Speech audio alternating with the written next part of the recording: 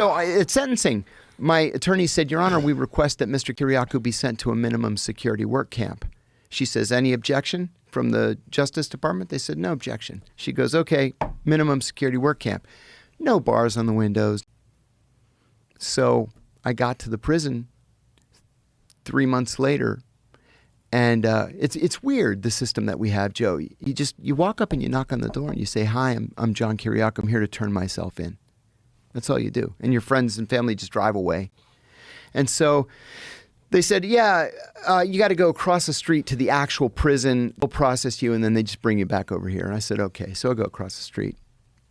And I said, I'm John Kiriakou. I'm here to turn myself in.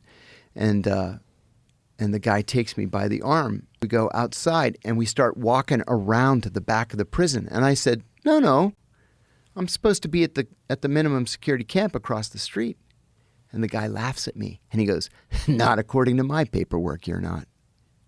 And I was like, oh, my God, take it easy. We later learned Brennan was so angry at the shortness of my sentence that he told them, make it as difficult as possible. So I told myself, take it easy. The only thing the cop said to me, he says, a word of advice, buddy. If anybody comes into your cell uninvited, that's an act of aggression. And I said, great. I'm here 40 minutes, and now I'm going to get my ass kicked. I was in FCI, the Federal Correctional Institution at Loretto, Pennsylvania, which is a low security prison, but it's called a low medium, and then there's a high medium. So this was the low medium.